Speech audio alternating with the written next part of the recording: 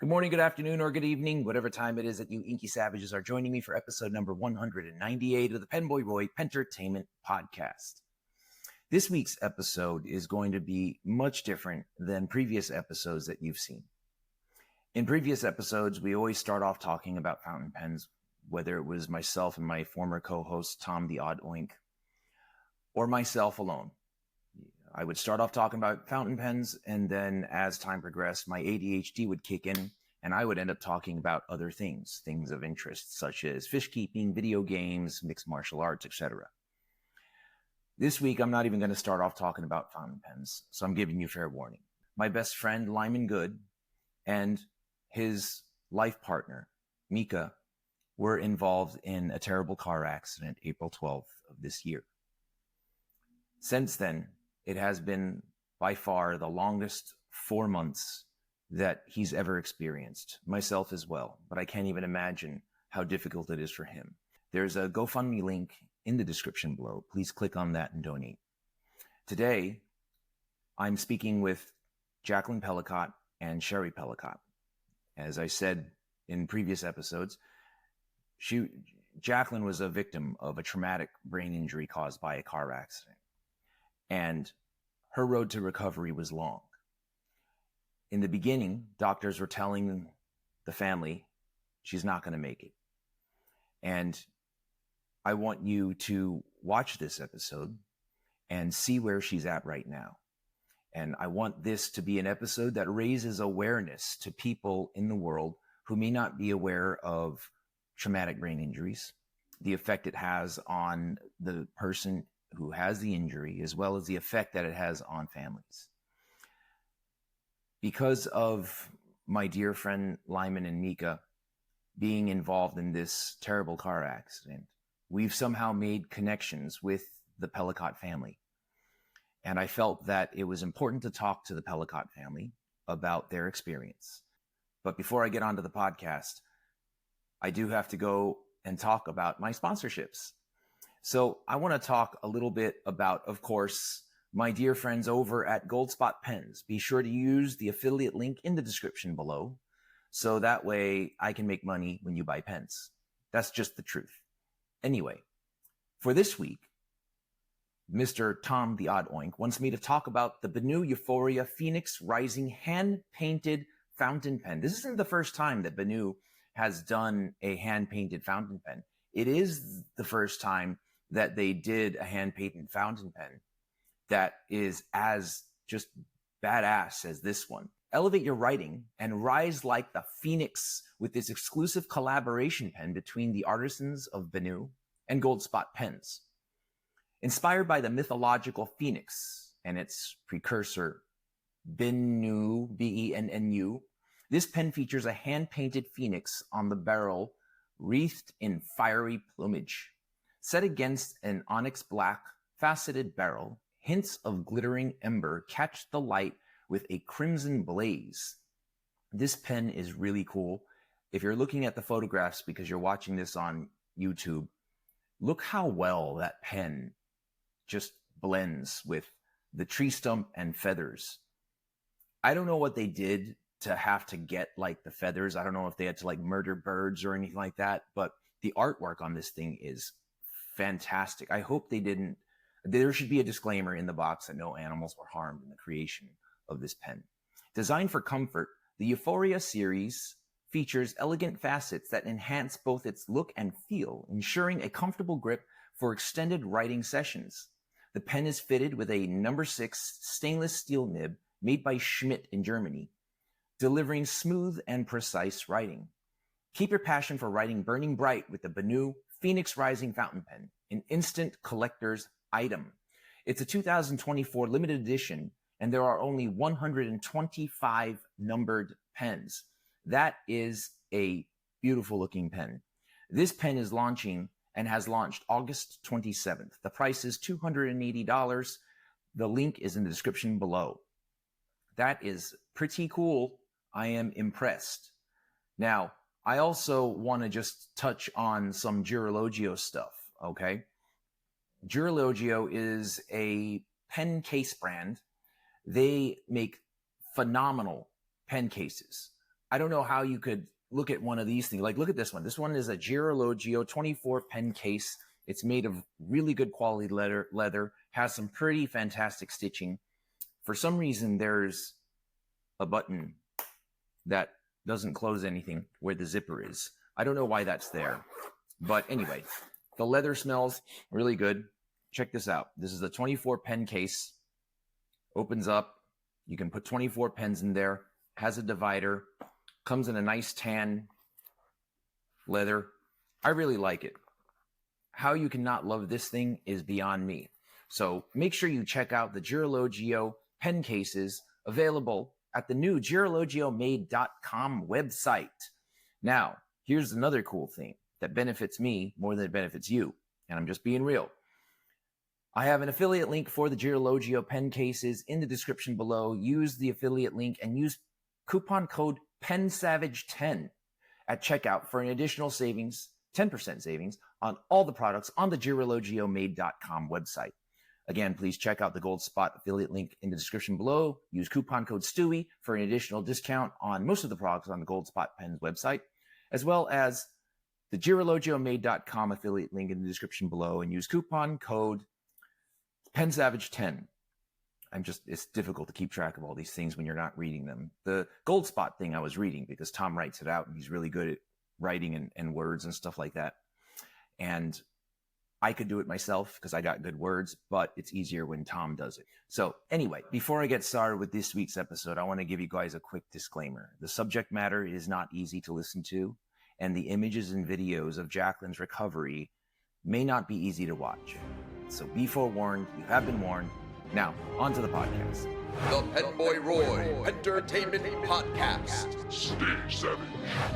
Thanks again for joining. Like I said, I have with me today a very special guest, two very special guests.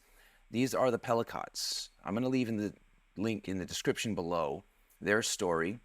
And today I just felt like it was important to talk to the Pellicotts, my good friend Jaclyn and Sherry, because they've been through an experience that I can really say touches home. Again, thank you, Jaclyn. Thank you, Sherry, for joining us. I have Jaclyn and Sherry Pellicott. So just so everybody knows, Jaclyn is the young lady with the bangs, and then Sherry is also the young lady with the bangs. Sherry, would you guys please introduce yourselves so they know who's who? I'm Jaclyn Pellicott, her favorite kid. Oh, okay. Yes. Well, I have two favorite kids. So Jaclyn and her brother Jacob, who's older. And my name is Sherry Pellicott. Thanks for having us. Yes, thanks. Oh, my pleasure. When I found out about the work that you guys do in terms of helping other people get through such emotionally treacherous waters, I just couldn't help but want to speak to you guys. And then when I found out that you guys are doing these charity events, like the run you have on October 25th, I'm like, you know what? I have to use my platform to help you put it out there. Now, this channel is typically a niche market. I really talk about fountain pens, but because of the podcast, I've been able to just wander off and talk about a lot of different subjects, be it fish keeping or mixed martial arts or stuff like that. And I think that having you on this show this week is so critical because there's a whole world of people out there suffering that I think a lot of times, because it's not talked about as much as everything else, we don't know it's there. Can we start just with how it is that you guys are here? Can you tell us a little bit about the story of what happened in 2018? Yes. I usually start off because Jaclyn doesn't remember it. In 2018, Jaclyn had just turned 20. A few months into, she turned 20 in August. And then in October of 2018, it was her dad's birthday. We were going to meet for lunch that afternoon. We were all texting, her brother, her dad, myself. We were in a group. And she had her phone with her 24/7, as most 20-year-olds do. We were asking, we're going to go to Chili's. And she's like, I don't want to go to Chili's. She did a throw up face because it was all about Jaclyn. We kind of laugh about it now. And we're like, well, where do you want to go, princess? You know, your dad's birthday, but where do you want to go? And she had said Chick-fil-A. So we're like, okay, good, we'll go there. I was a principal of an elementary school, and I was just pulling out of the parking lot. And on my car, it had University Medical Center. And I hit end because I'm like, why is University Medical Center? So I didn't answer it. And then before I got out of the parking lot, I called right back. And they said, do you know a young man named, and I'm going to say Mark.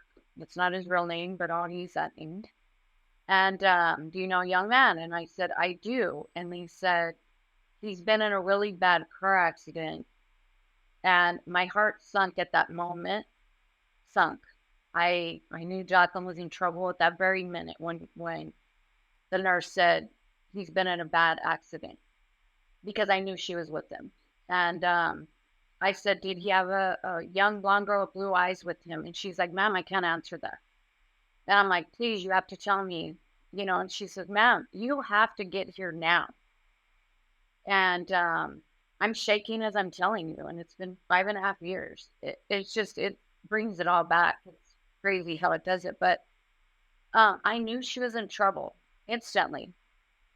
And I called my husband screaming, and we were both kind of opposite ends of the city. And so we were going to meet at the hospital. I don't remember driving there. I remember just trying to get to her, probably doing 100 and something on the freeway, just trying to get to her. Wow. It's something as a parent you don't want to hear, Jaclyn had her ID between her phone and her phone case, so they didn't know who she was. That's why she couldn't give me any information. They called her Mayflower. That's what they had on her hospital band because they didn't have a name for her. When we got there, they said, you need to go to a quiet room. And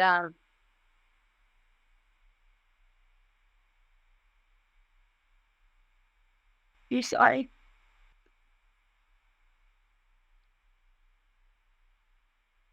Your daughter's not gonna live. Your daughter's not gonna survive the night. She has traumatic brain injury and there's severe swelling. And she probably won't make it. You need to get her affairs in order and, get ready to basically say goodbye. I didn't even know what a TBI was. I never heard of a traumatic brain injury, to be honest with you. And I'm surprised that it still affects me this much, but it just brings it all back. So we instantly start praying. The minute that we knew, we started calling everyone and texting everyone, please start praying, because we have been faithful Christians our whole life, and we knew that now's the time God had to step in. They said there was no brain activity. And about an hour later, they came back in and said, actually, there's a little bit of brain activity. We saw a glimpse of it. So we called the neurosurgeon and we asked if he would come relieve the pressure by doing a craniotomy and taking the right side of her skull out. And so we said, okay. And she said, the first thing the surgeon asked was, how old is she? And the doctor said, she's 20. And he said, well, I'll do it to give her a chance at life, but she will never be the same. We still hadn't seen her, probably at 1 a.m. That was in the afternoon. And at 1 a.m, they let us go in.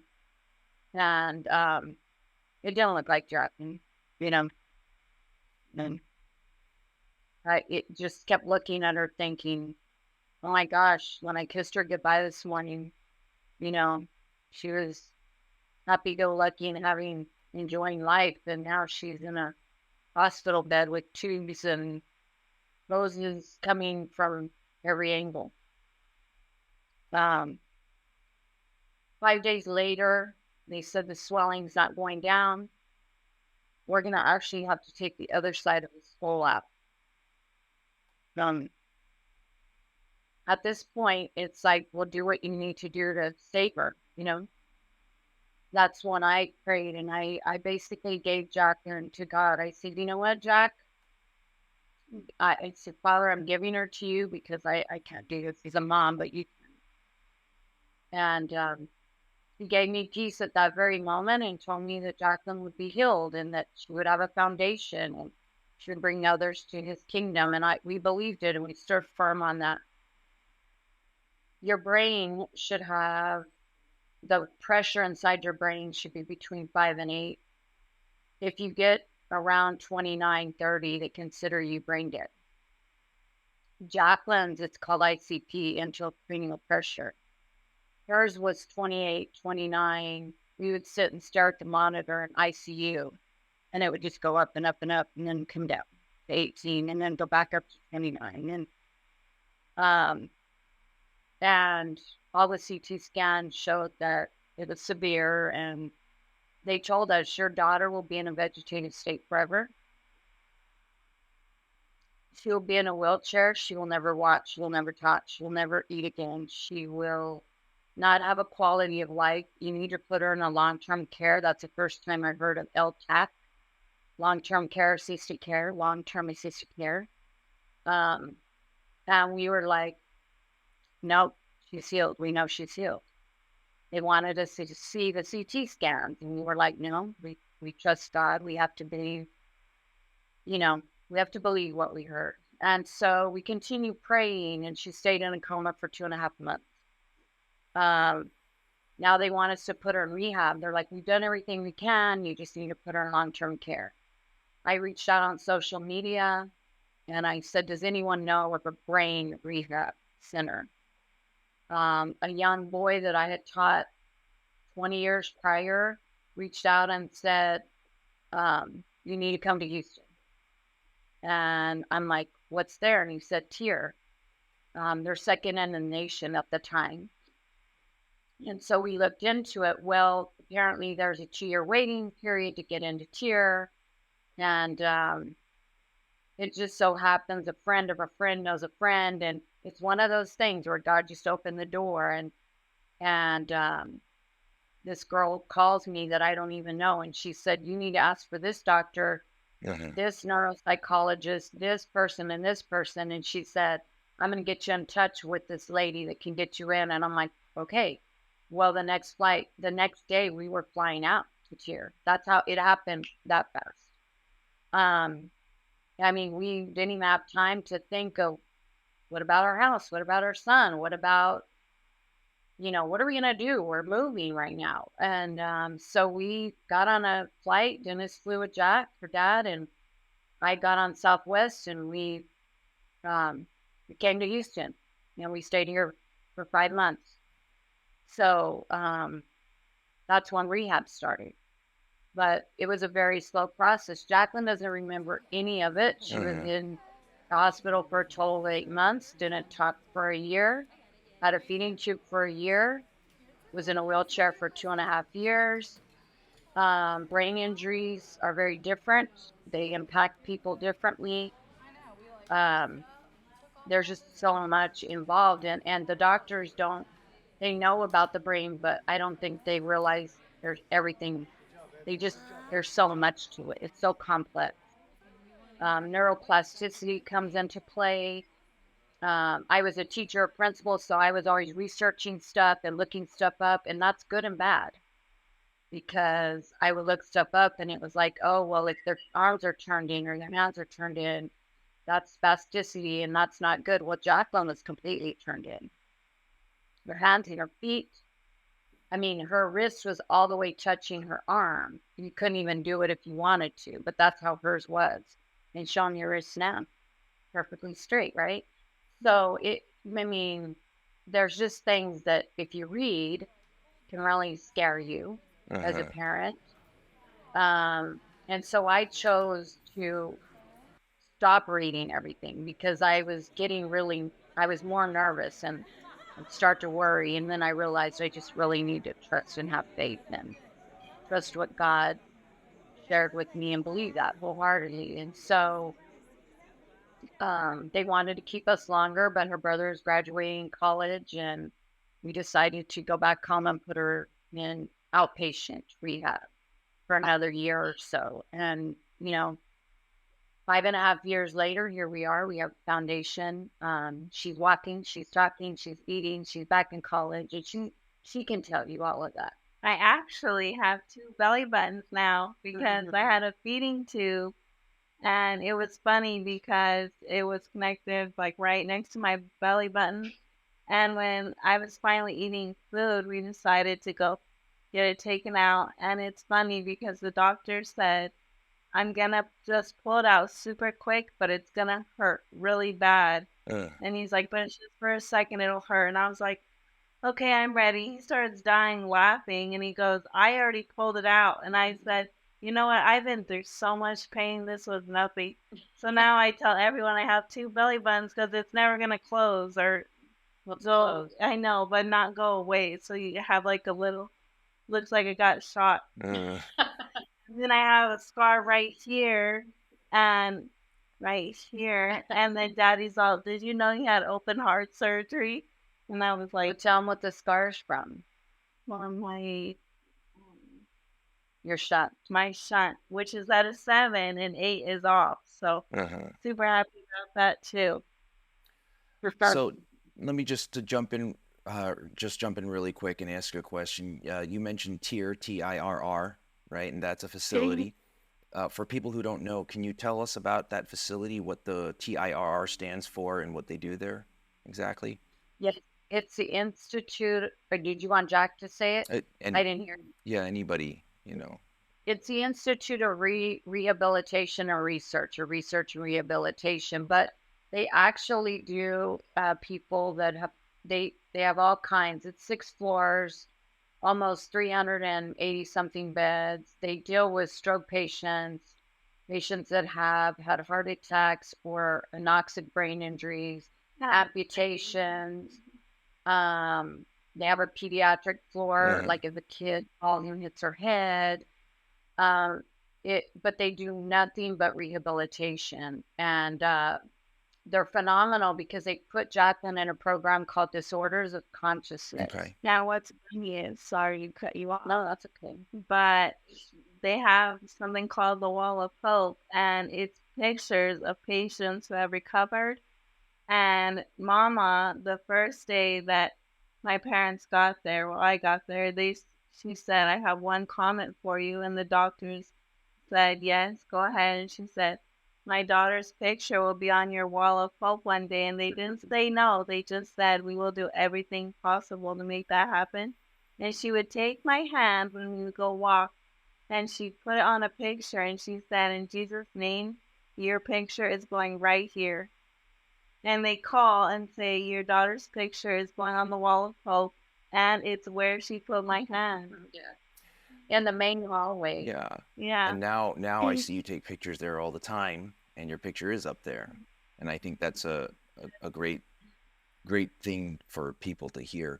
Just really quick, because there's going to be people who don't know who are watching this. You said disorders of consciousness.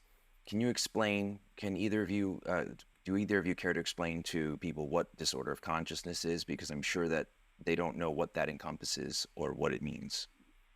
Really quick, I'm actually the first person on the wall from the Disorders of Consciousness program at TIRR too. Really? So that's real. Yes. She's the only one up there, actually. Yeah. That program was designed for patients like Jaclyn, who was in a coma, because she was in a coma. She wouldn't wake up. When we got to TIRR, if she would wake up, she would just open her eyes but stare straight ahead. She wouldn't focus on anyone, look at anyone. She wouldn't follow commands. She couldn't move her arms. She couldn't move her legs. She couldn't move her mouth. She couldn't move her tongue. She couldn't hold her head up. Her head was to the right. It looked like if you did this in front of her, it wouldn't faze her. Okay. She was just there. So Disorders of Consciousness program is a program designed for patients just like Jack. And they put them in that to determine if they are conscious. And they do tons of tests, holding up a ball, maybe holding up a cup, and they would hold one in each hand, and they would tell Jaclyn, "Okay, Jack, I have a ball and I have a cup, and I want you just to look at the ball." And they're hoping that either her eyes move or her head moves towards the ball. And of course, there's more to it than that, obviously, but they're trying to determine, are they in that body that is just not functioning right now. In Jaclyn's case, she was just staring. There's many pictures where she's just staring straight ahead. Even when we came home, there was points where she would just stare into space, but we knew that she could hear us. We knew that, I told him one day, I said, instead of using a ball and a cup, you need to use things that she knows, that she loves. And they're like, "Well, what would you suggest?" And I said, "Give her her phone. She's 20 years old. And mascara. Those are her two favorite things." So I said, "Give her a phone, give her mascara, and tell her to look at one of them." Well, the first thing she ever did was do this with her thumb. She literally went from here to here, trying to scroll her phone. That's the very first movement we saw. Now they use those things in the tests to see if the patient's in there. They use that now. They use what they like, hearing the patient's like. Yeah, so it's really important because we knew right when she did that we're like, "Oh, she's there. She's there. She's trying to move her phone. Of course I used it."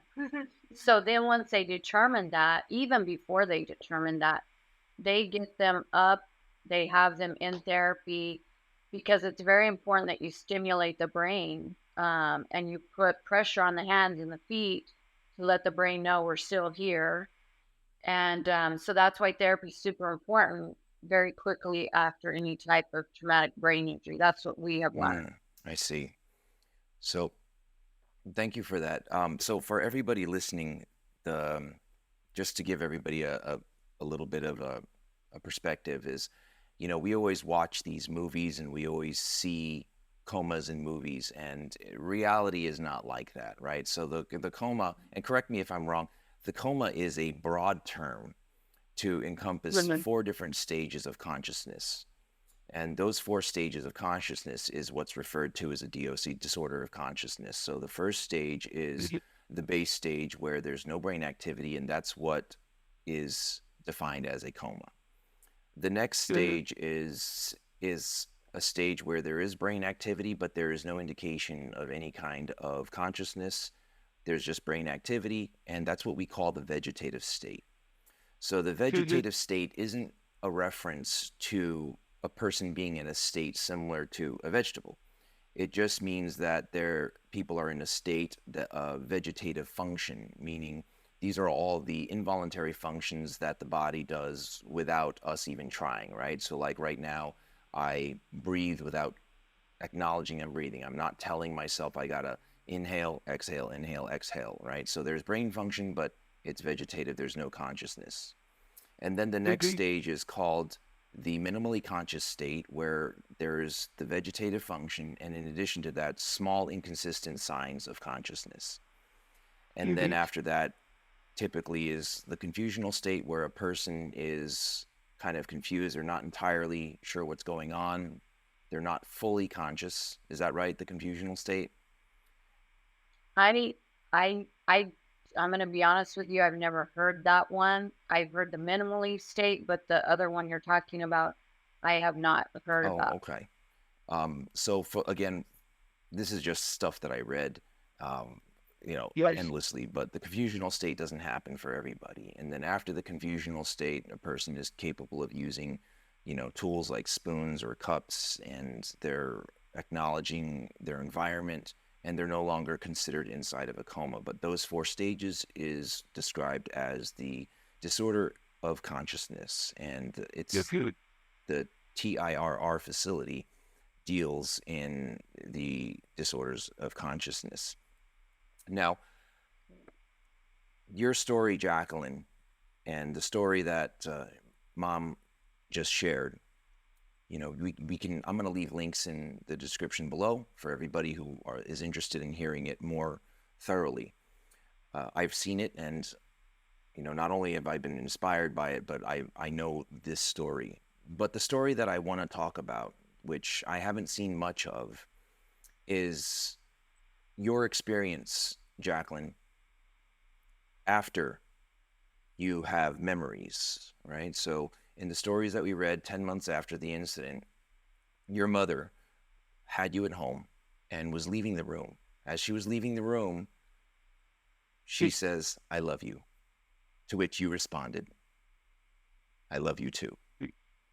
And Mom completely just lost it, right? She was like, "Holy cow." That 2 in the morning, the daddy and my brother come running in. What's wrong? What's wrong? He's talking. Do you remember that moment? No, No. I do not. I don't remember about a year after we came home, Okay. I would say. Mm.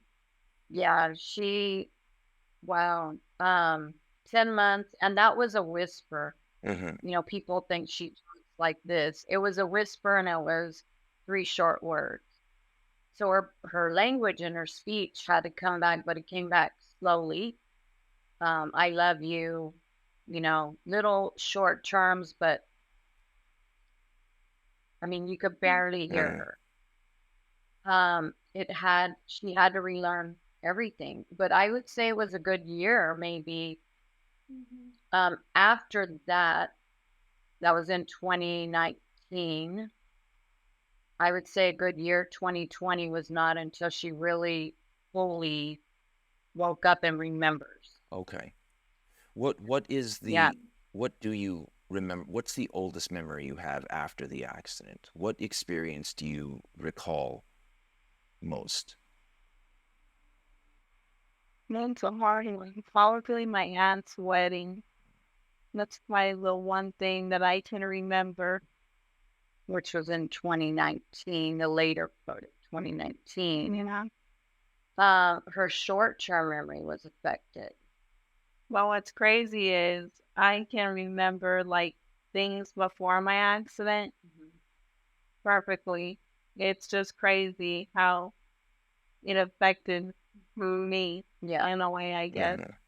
Because I have pictures and I'll just like, it'll just pop out. I'll just say something and then I even tell my parents, I have no idea how I remembered that. So it is crazy how the brain works. Her long-term memory is good. She remembers all her teachers. She remembers a year. I would say her accident, she does not remember maybe 6 months prior to the accident. She doesn't remember like my dad passing away, her cousin. She doesn't remember those things. Long-term memory is great. Short-term memory we have to work on quite often. I can, you know, ask her like, "What did we do yesterday?" You remember? Flew here. We did fly here. So she can remember. Sometimes she can pull it back up, and then other times I really have to give her a hint. Like we were in the medical center yesterday. Oh, yeah. You know, so go to revisit. Oh, Yeah, so there's things where I'll have to give her hints and short-term memory, but long-term memory is great. But anything 6 months prior to the accident, anything a year after the accident, maybe a year and a half even, she doesn't remember. I see. So earlier you had mentioned that she was treated with cardiac arrest. Did you say, or you mentioned something cardiac related? No, TIR actually helps people that have had heart attacks. Oh, okay. And sometimes, yeah, they have different levels, different floors, and they have like a floor for amputations, a floor for quadriplegics, a floor for stroke, brain injury. They do all kinds of rehabilitation. It's not just brain injury. I see. Now, Jaclyn, again, I just want to remind you, if there's something that I asked that you're not comfortable with, I want you to just tell me, okay? And you had your mom had mentioned that after you started remembering, right, and having short-term memory again, you didn't remember 6 months prior to the accident. So things that you had known before, when you started recording memories, you didn't have those memories anymore, like the passing of your mother's cousin and your grandfather. What was that like, having to learn that again, and how were you able to cope with that? What was that experience like? Well, what's crazy is I don't remember the guy that I got in the accident with because I had just started dating him. So there's things that I just don't remember, and like the passing of my grandfather, I don't remember it, and it like breaks my heart and her cousin. But I prayed about it, and I know that they're in a much better place now, and so I'm just faithful, grateful that I am here. And even though I can't remember that, I can only make new memories and just hope for the Uh, best. The best is yet to mhm. come. That's good. Does it offer you comfort knowing that even though you don't remember that you know that you were there for those things, so it's not like you were absent for it? Yeah, I feel comfortable. I really can't And remember it, so I'm not like explain it. Just not at all explain it. That Mhm. is No, horrible. that's fine. There's, some of these things, it's just No, thank it's hard you. to Just explain. take Yeah. second. Now, what about when it came to you're awake, and do you remember what it was like now seeing your friends again, seeing people that you cared about again, and people that cared about you? What was that like? Did it feel like you've been away for a really long time, or was it to you just seeing them again? Like, how was that like for you emotionally? And What's hilarious is, like, I had best friends that would come over to see me. I would get the blanket, I'd put it over my head, and I would point to the door with everyone that would come to see me. She wasn't talking at that point, but they would come over and I'm like, look, your friends are here. And she put the blanket over her head and point to the front door. And I'm like, Jaclyn, she doesn't remember Mhm. doing that. No, I don't remember. She doesn't remember doing it, but she did do it. And they were like, why does she not want to see us? I'm like, look, you guys, it's Like, it just, even hurt their feelings, and now I tell them, I'm sorry. yeah. And that's actually a symptom of a brain injury. So I'm like, I'm sorry, I don't remember doing that. I even like blocked all of them on Instagram, so I had to go unblock all of them. So it's She, just crazy. she doesn't remember doing any of When it you say either. that's a symptom of brain injury, are you saying the actual behavior or not remembering the actions? The behavior. So, well, for what we read about, we're not pros by any means, but they go through certain stages and not everyone has the same outcomes. But like, for example, we visited a young girl at here and she was cussing like a sailor. And we're like, and her mom's like, she's never Hmm. cussed. And then the doctor's like, that's something with a brain injury. Sometimes that happens to Hmm. people. Or sometimes people don't want to be seen, like Jaclyn covering our head with a blanket. Um, it's like a different, I guess it's part of them waking up, Right. we don't know. I mean, obviously we don't know, but there's just different behaviors that people have had and they attribute it to the Right. brain injury, right? So um, I think that's what Jaclyn is saying because she doesn't remember Sure. doing it. And so she wouldn't do that, to her friends, but it was just part of the healing process. The brain, there's neuroplasticity, and the brain is constantly rewiring, trying to figure out just different pathways to make things Right. happen. And so it's just part of So it. just to touch back on what I was talking about before, the four stages of the coma, the vegetative state, the minimally conscious state, and the confusional state. So the things that you're describing fit into the confusional state. So if you guys, for your You bet. edification, if you wanted to look into the confusional state, you'll find that those actions, like that young lady that you said that was cursing and using bad words, that's a typical symptom of a person in the confusional state, which usually after they are no longer, they wake up from and they no longer are in what's considered a coma, all 4 stages of the coma. So maybe perhaps that behavior, the covering with the blanket and the blocking people, they say that a lot of times in the confusional state, people become temperamental or they're angry or the confusion causes them to act in ways that is not typical for someone's behavior. Oftentimes, this can be kind of confusing and jarring to people who know the person because the person is acting so far outside of the scope of how they would normally act that it can actually, cause reactions from other people.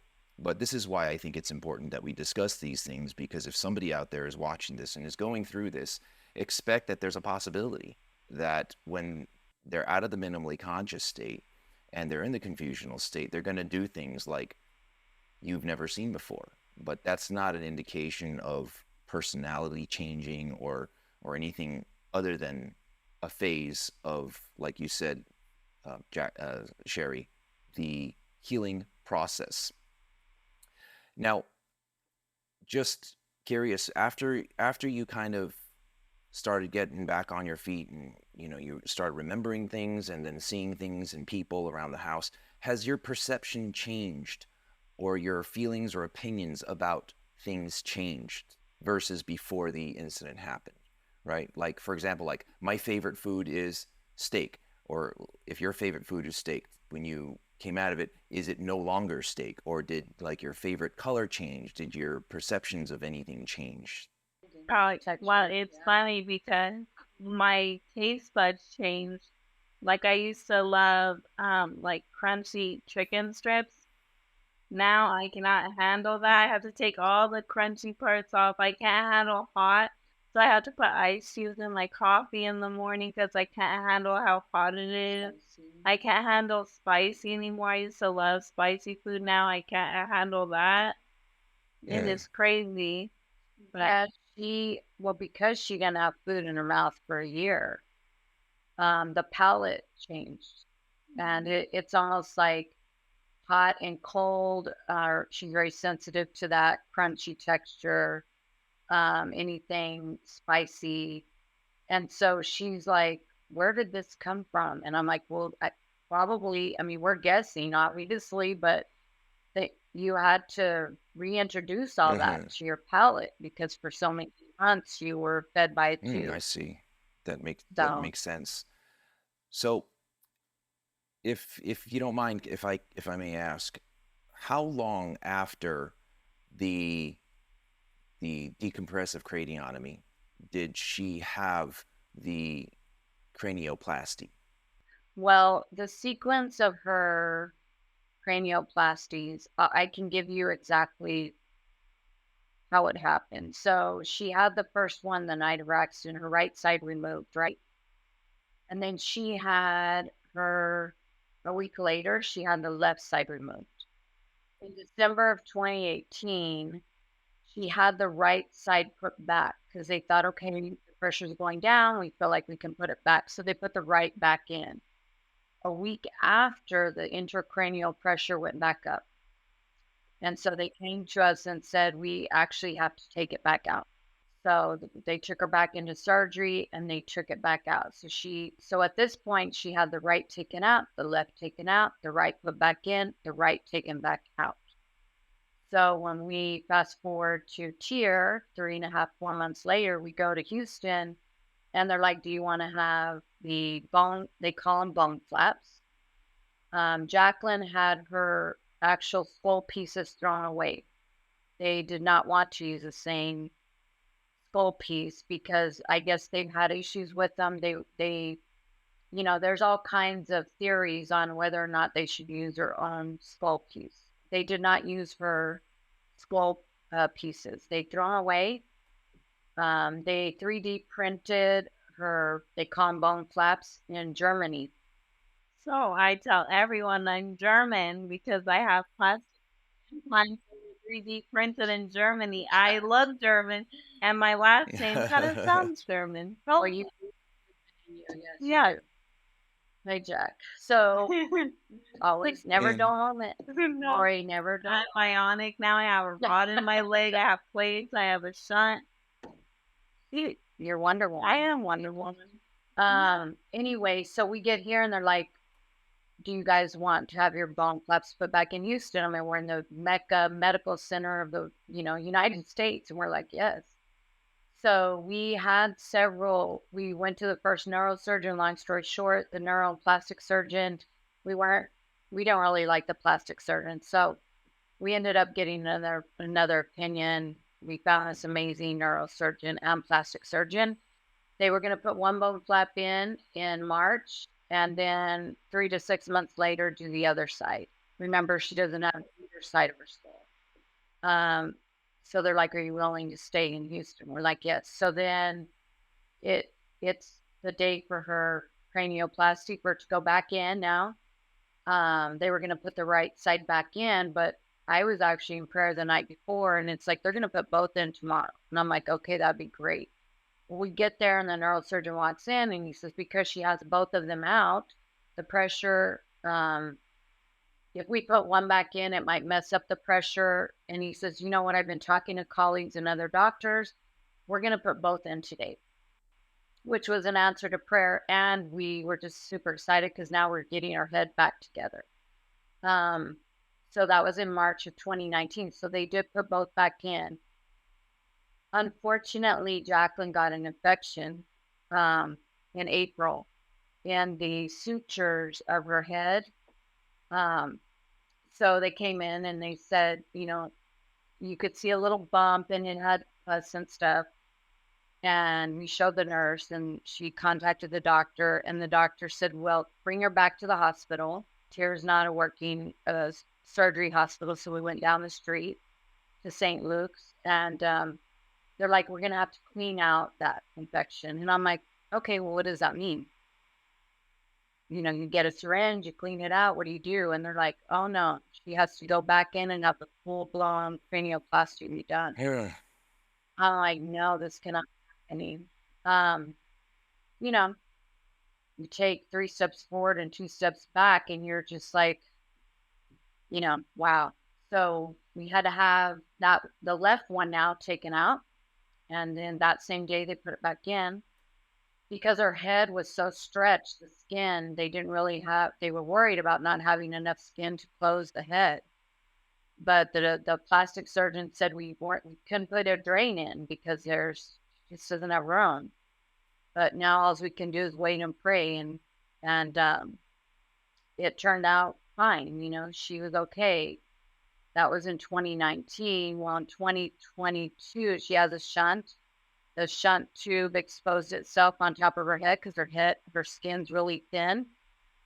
And we showed a friend of ours who is a physician's assistant. She's like, you guys need to go to the hospital right now. We're like, for what? And she, can they just suture it or whatever? She's like, mm-mm.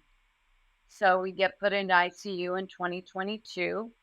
And they had to take the shunt out and they were going to try to leave it out. But then they said the ventricles seemed to be opening more. So they decided to put the shunt back in. So she had the shunt taken out. Maybe 3 days later, she had the shunt put back in. So for Jaclyn, her cranioplasty was, it took months, years, before her head was stable. I guess that's what I'm trying to say. Back to normal. Back to normal. If you want to call her normal. I'm joking. But, it just took time. It was, there's just so much involved, I guess. Is what I'm trying to say. For people who don't know, what is a shunt? I think this is something I never heard of. Yeah. So have you ever heard of hydrocephalus? It's like if there's too much fluid on the brain is not able to get rid of the fluid. So the shunt regulates the ventricles in the head. The fluid. The fluid. Ventricles. And it allows more fluid to go out or more fluid to come in. So if there's too much fluid on the brain, the shunt can actually draw the fluid out. And so that's why she said she has a scar right here. Because the shunt tube, the shunt's in her head right here. You can feel it. It's regulated or turned with a magnet. They just put a magnet right here on our head and they can adjust the shunt to drain more or drain less. Um, you know, I don't like the shunt because of course it's a piece of mechanical equipment types of thing. And so we've been wanting the shunt out for quite some time, right, Jack? Yes. Um, the more fluid it draws, the lower the number. So at number one, it's barely taking. I mean, it's taking out tons of fluid. At number 8, it's considered off. We turn it down. But anyway, number 8, it's off. Jaclyn, when we were at tier, was at number 3 or 4. I think I remember And then that. every year, it kind of goes, we've been having it adjusted so that it's drawing less out. And her body is doing more of the work on its own. So she got a 7, which 8 is off. So they say if you have a shunt because of a brain injury, it stays in for the rest of your life. But we're believing that Jaclyn will hopefully get hers turned off. It's funny because so much has happened that has never happened before, and one of the doctors even said we have to rewrite the medical books because of you. Yes. So if I get this shunt, You know, yeah. what I'm realizing is, based on all the information that is already out there that you've provided to media outlets and articles and stuff like that, what I'm starting to realize is there were far more obstacles and complications than everybody knows about. Right. Which makes what you mentioned earlier even more amazing. Jaclyn, you said that, and I saw it through your Instagram posts and everything like that. You went back to college, right? So after a traumatic brain injury with all the complications, with a decompressive craniotomy and a cranioplasty that had complications and you have a shunt right now, and all this stuff. Like, when did you go back to college? How did you decide, you know what, I'm going to go back to college? And what was that experience and that decision-making process like? Like, I mean, like when I get sick, I get quote unquote man sick, right? So I could have a little sniffle and then I'm on my deathbed in front of my wife, right? And stuff like that. That's called man sick. But We know. but you have every possible obstacle in your way with every possible complication, and you decide to do the one thing that every young person doesn't want to do, and that's go to school.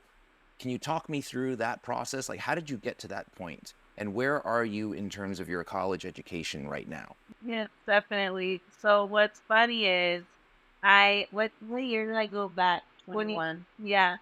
So I told my parents I'm ready to go back to school. I'll start off easy. I'll take one class, and we have when I say the Texas workforce is helping pay for high school. And so I said, I'm going to take one class. They said, okay, what are you going to take? I said, calculus. And my parents go, Jaclyn, you are recovering from a brain injury. Are you sure you want to do that? I got it. And even the Texas workforce was surprised when I said I was going to take calculus. So I just took that one class. I got an A in it. And everyone was super surprised, and I told them I had God on my side. He helped me. And so ever since then, I've been back, and I've just been doing great. Well, now this year or this semester, I'm considered a senior, so I'm super happy about that. And what's funny is about 2 semesters ago, I had hit it off with my genetics professor, and so that semester ended, and he said I had to choose one outstanding student, and you were the perfect fit. I want to put you in the assets program at my college, UTEP. And I said, wow, I would love that. What that is I find a mentor and say that they go out of town for a conference. I go with them, and my college pays for everything, my hotel room, flight, my food, everything. And so I'm actually in the assets program for UTEP, and I'm a senior, and everything is just coming together. So super, super happy about that. See, it's scholarships. It's The college is paying for it. Can you just like request like first class and like all like the 5-star hotels and stuff like that? well, the funny thing is, it's for scholarships. And so in November 9th to 12th, they're going to Chicago and they're taking her and they're taking me because everything's paid for. So the professor's all, you need to come with her. So I'm like, okay. But Jaclyn, before her accident, was studying to be a pediatrician. That was what she wanted to be. And so tell them what you're doing now. So now I'm studying to be a neuropsychologist. Plus, I've seen my brain, so I have a heads up. You do have a heads up. But what's funny is the Texas workforce told her that she would not be able to do a 4-year college. They said that based on everything she's gone through, that she wasn't going to be able to do a 4-year college, and they wanted to put her into like a trade school or a 2-year college, community college.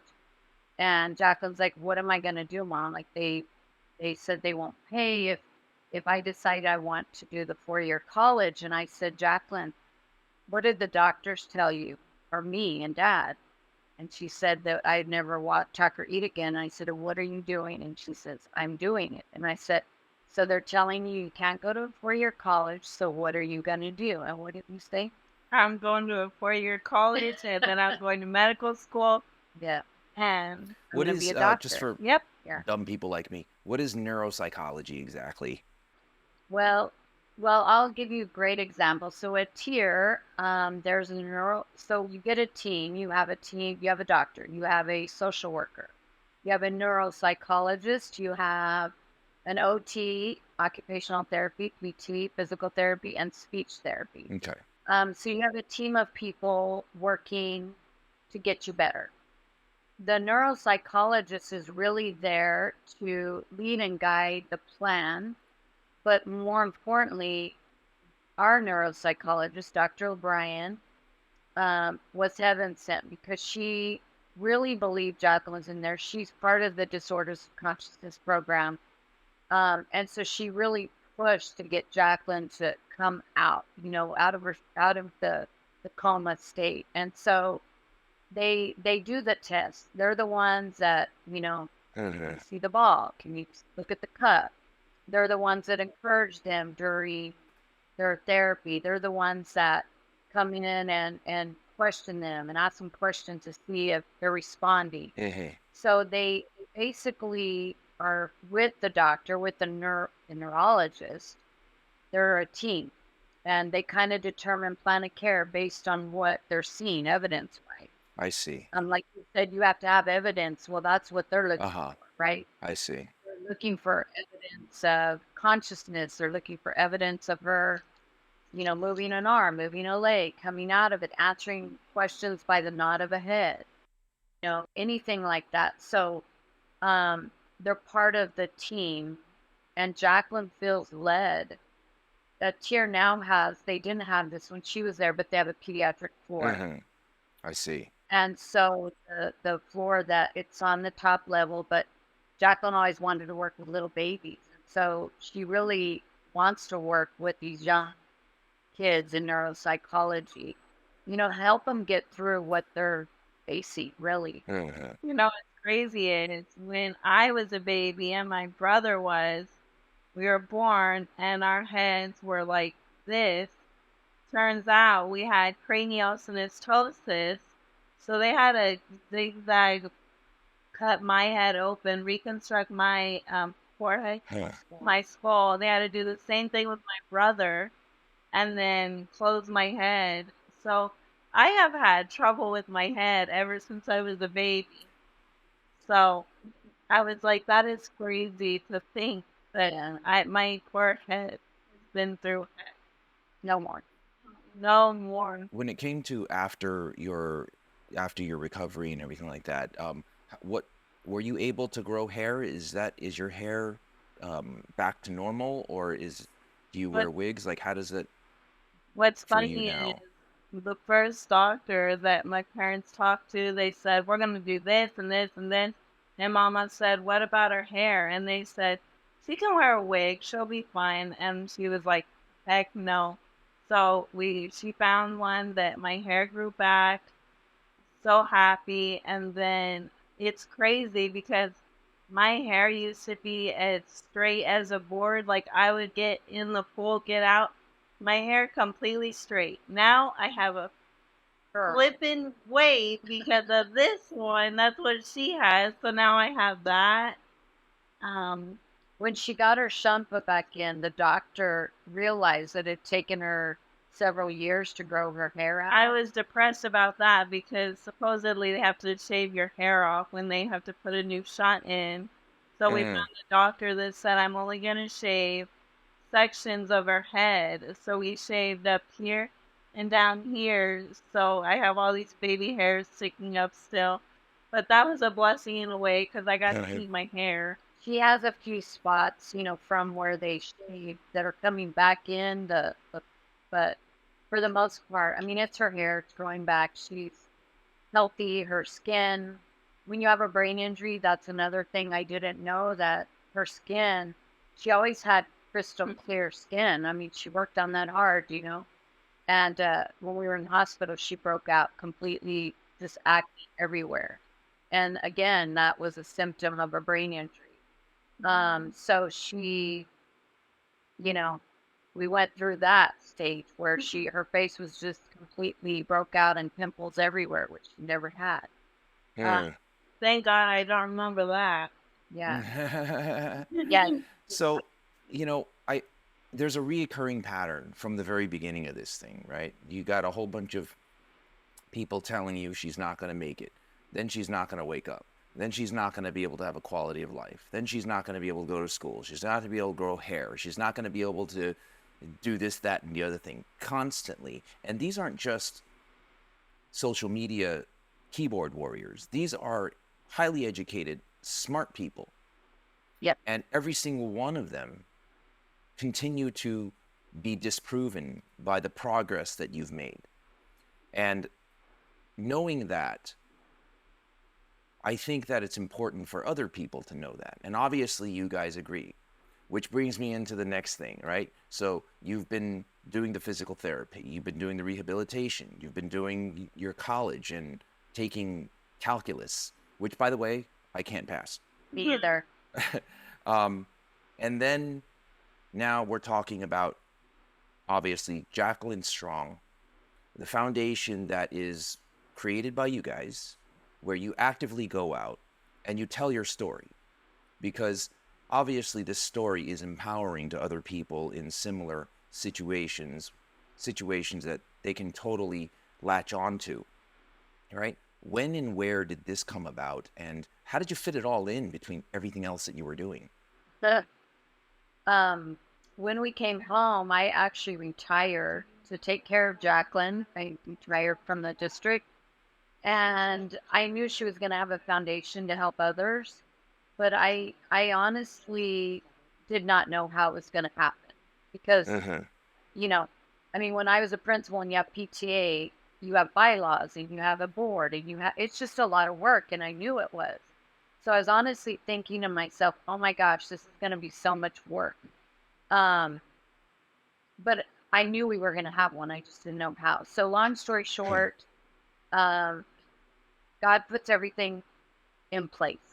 Like you said, she's not going to do all these things, but God is like, but God, right?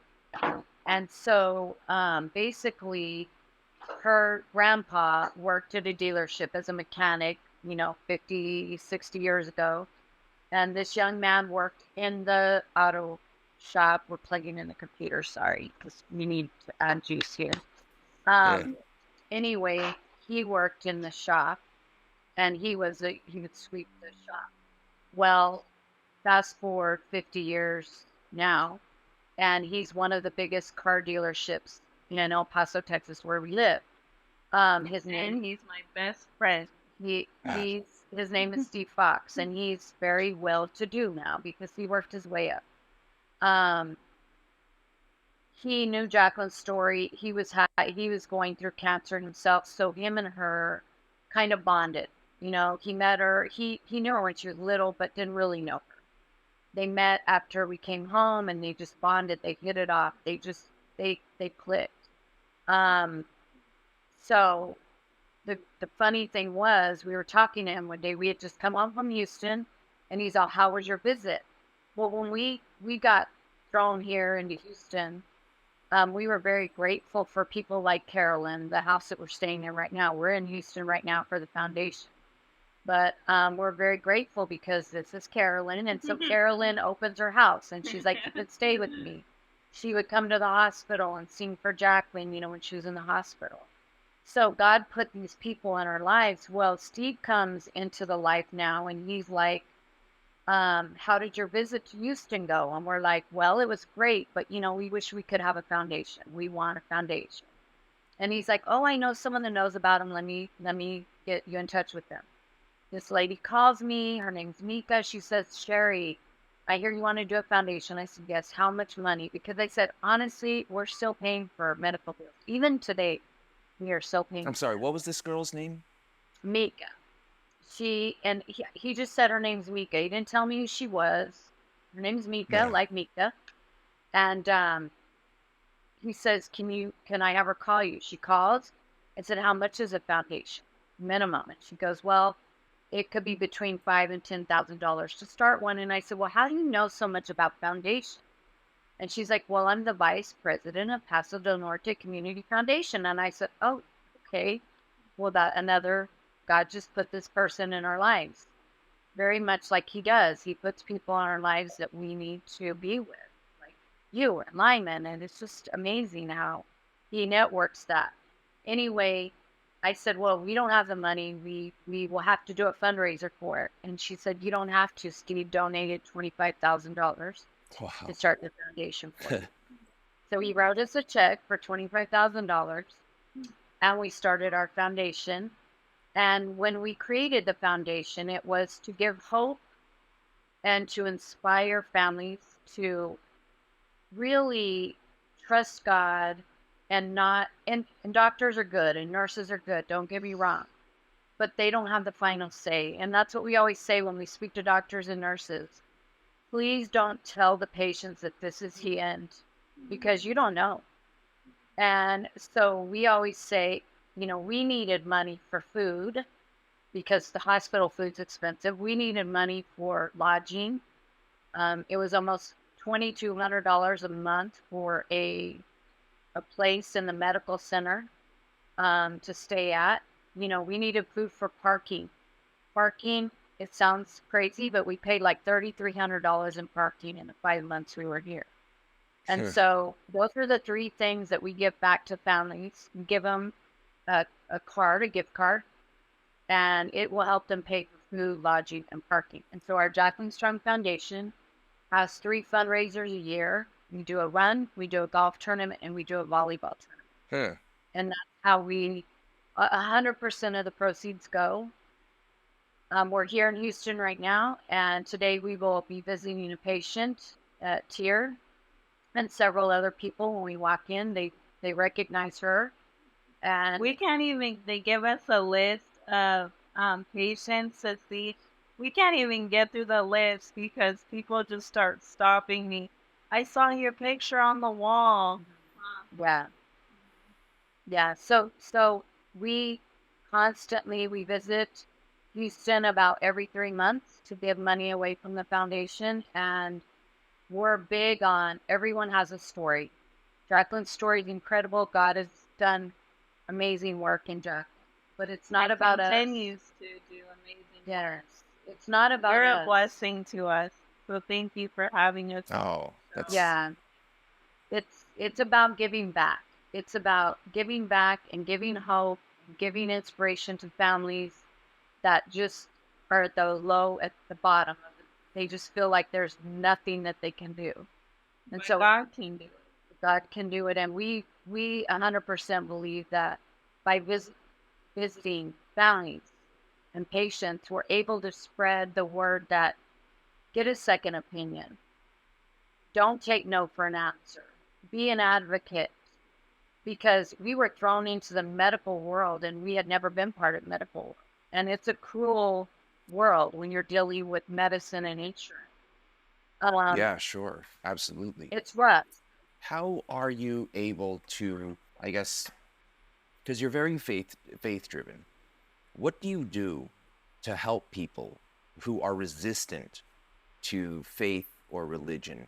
And when you run across someone who doesn't, I don't want to say doesn't want to be helped, how does your message get across to them Right. if they're not able to hear the religious aspect of it? Right. And that's a great question. What we do before we ever walk into the hospital or walk into a room is we pray for favor, and we pray for acceptance of our story, and we pray for someone to have open ears and open hearts. Uh-huh. And we can't do it, obviously, right? If someone they're not religious, or they may not believe in God like we do, that's okay with us. We would never judge them. We tell our story in hopes that it would inspire them. We tell our story in hopes that it would encourage them to keep going one step further. We share, of course, our love of God, but we don't push it on anyone, because that's not what we do and that's not what we're about. But we know that the Holy Spirit can work in ways that we never thought of. And so a lot of times he takes care of that, and they break down, and they open their hearts and their minds. If they want us to pray with them, we always ask, and we don't just take it upon ourselves to start praying. We're very conscientious of how we deal with families, but we know we're led by God 100%. So really, we've never had issues with that. Everyone seems to be very acceptive of it, but I mean, we have met people that don't believe in God, and we have met people, and that's okay. They still get inspiration from Jaclyn, from her story, and about just keep moving forward and, advocating for your loved ones. So that's a great question, but I can tell you God's taking care of us when we pray before we go in, and it's amazing what he does. So yesterday, you had mentioned earlier that you go around to families who are in similar situations, and they're coping with a traumatic brain injury, or a family member, a loved one who's in a coma, and you provide them with resources financially, the gift card and stuff like that. What does that day look like? Can you walk me through what you guys did yesterday? Because I was talking to Jaclyn yesterday on the phone, and she was like, "Oh, we're giving money to different families and stuff." So what does that day look like? Can you take us from start to finish for a day, just so people have a better understanding? We can. It is. I will tell you, it's mentally, physically, and emotionally exhausting, but it's so right. Our day starts early. We get up, we go, we make sure we eat, because we made the mistake of not eating and going there, and we're like, we'll get breakfast or lunch, and it doesn't happen. We don't eat till like 8 at night. So we're like, so we always go, we have a good meal, we pray about our day, we ask God to go before us. We meet with a doctor via text or via email, who provides us with names and room numbers of family members that are willing or want to talk to Jaclyn. We cannot just go into a hospital and just say, "Oh, we're here," because of HEP, right? So we have to be, unless the family approaches us, which they always do. We'll walk down the hall, and they stop us in the middle of the hall, and of course, they're giving us that opportunity to speak to them. Right. But we cannot just go into a hospital and just start, going to rooms. These patients have to know that we're coming. They know her story.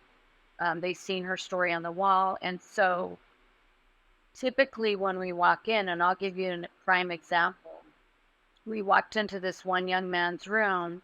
They knew we were coming. This guy was nonverbal. Dad was with the young man. Jaclyn and I walk in, and the guy looks at us like, "I don't want you in my room." The guy, Like, which who are guy? you? The patient? The gentleman in the bed, the patient. Okay. And we're both like, okay. And we're like, "Well, we're here to visit you. Remember Dr. O'Brien told you?" And he's nonverbal, so he's just staring at us with this kind of not nice look.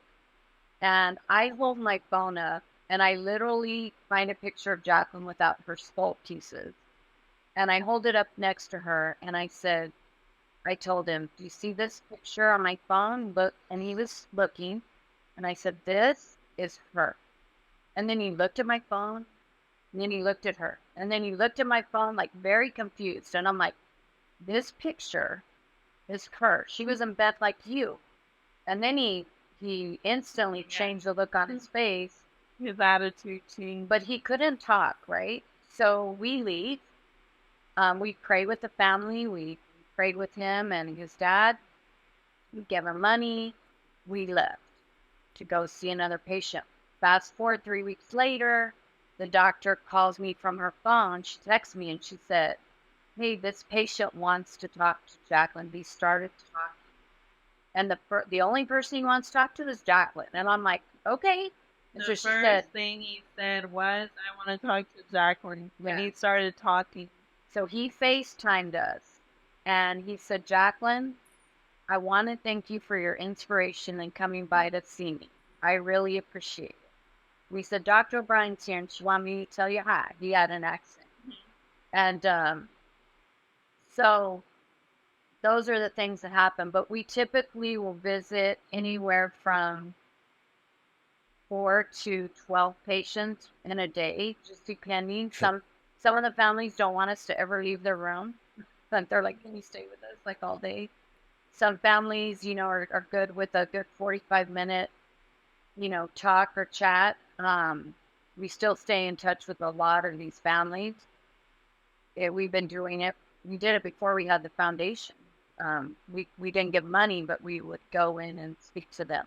What's crazy is the last time we went to Tier, there was this man who said, I want to talk to you and I want you to see my brother. Well, his brother had a tumor on his brain. And so we went, we talked with him. Well, we stayed in contact with him and we went to see him yesterday. We saw him. And so he has a GoFundMe account. And well, his name is Khalid and his brother name is Robbie. And they have a GoFundMe for Robbie. He's been in the hospital, and we've already got permission to say their names. And we want to make that very clear.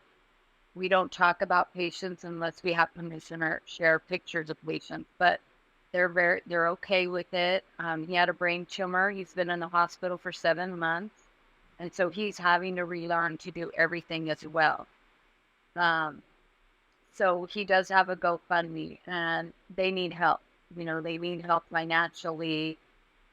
Mentally, it's draining because the brother is a full-time caregiver. So, for me, being the caregiver, my husband, it's hard. It takes a toll on the family mentally. And then when you are can't work because you're at the hospital. So I think you were going to share the link for their GoFundMe. And so we would appreciate it, if you Absolutely. just spread the word for Robbie and me. But we typically see 4 to 12 patients a day, right? yeah. And we leave, and we're going to go today, this afternoon. We will probably again go tomorrow. It's one of those things when you walk in the hospital, like, we're only going to be here for a few hours, and then you're there for 10 hours. And then you're like, oh my gosh, my feet are killing, I'm starving, That's what we do, but we love it. I mean, we wouldn't have it any other way, really. And we Because they now have such a I'm able to tragedy help turn others. into Right. such a blessing. And spread the word of God, which is amazing. So we have been paid back 10 times more. Right. And continue to get paid back. Yeah. I think that's absolutely wonderful.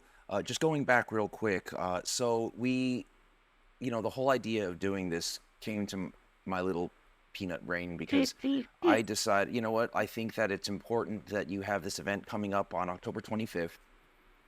And of course, I'm going to share Khalid's link in the description below. For anybody watching or listening, you can check out the description below. It's going to have Khalid's GoFundMe link as well as Thank you so much. Support Mika's mission link, the GoFundMe for Mika. Yes.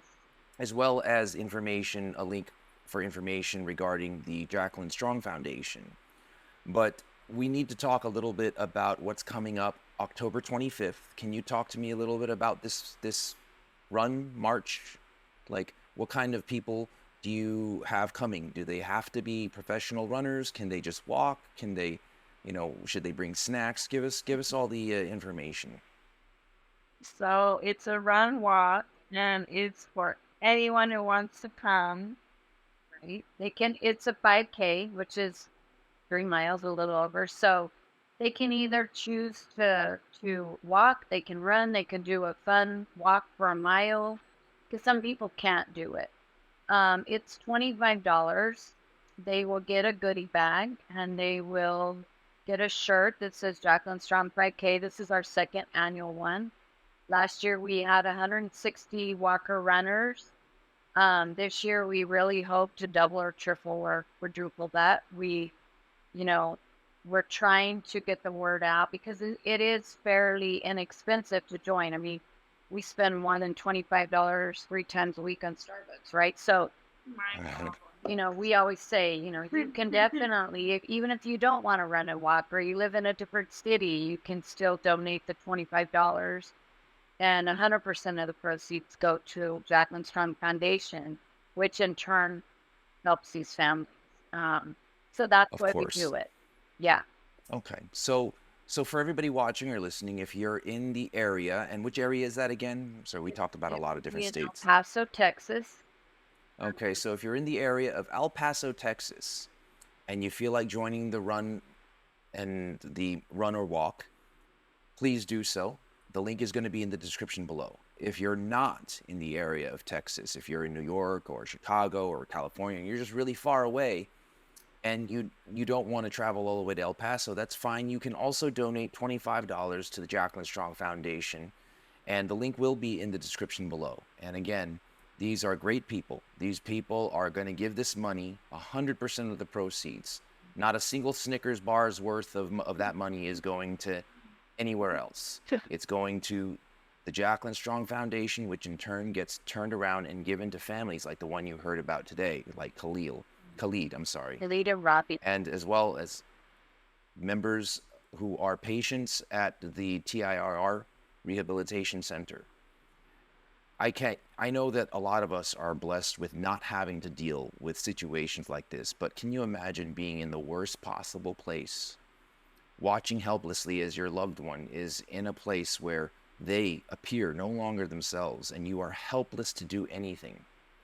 And as they start slowly, incrementally getting better, somebody or two people, two women who share the exact same experience that you're experiencing or someone you love is experiencing, two blonde women with bangs, identical bangs, they're exactly the same, walk in and not only offer you hope, but offer you resources that you didn't have before. And they're only empowered to do that because of your generous donation. They're not asking a lot. Please click in the link in the description below. A $25 donation will go a long way. Jaclyn, Sherry, I really want to thank you guys for coming on and sharing your story.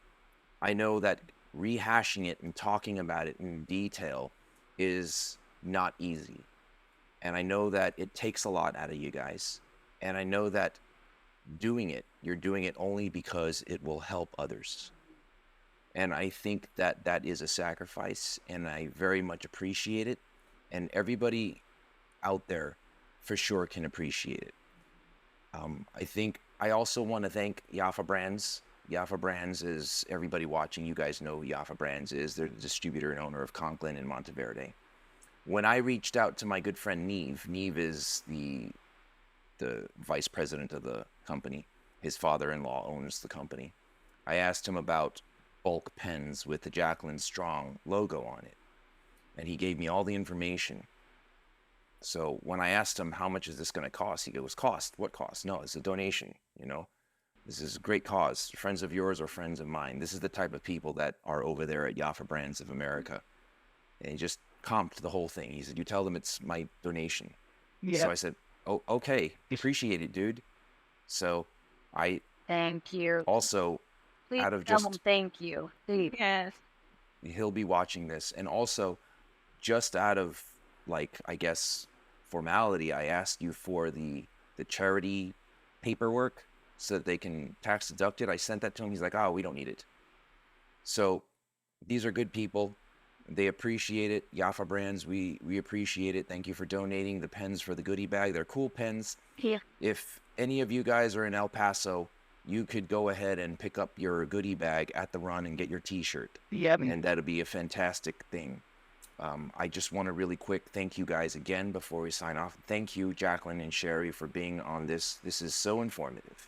And it is definitely something that if somebody were in the same situation or knows somebody in the same situation, can definitely get comfort from. And definitely anchor to and feel hopeful. So for like my best friend Lyman and his situation, and my dear friend Mika and her situation, talking to you guys definitely fills me with hope, and both spiritual and scientific. So I thank you guys from the bottom of my heart for being here, and we're going to keep pushing out this run until the day of the run.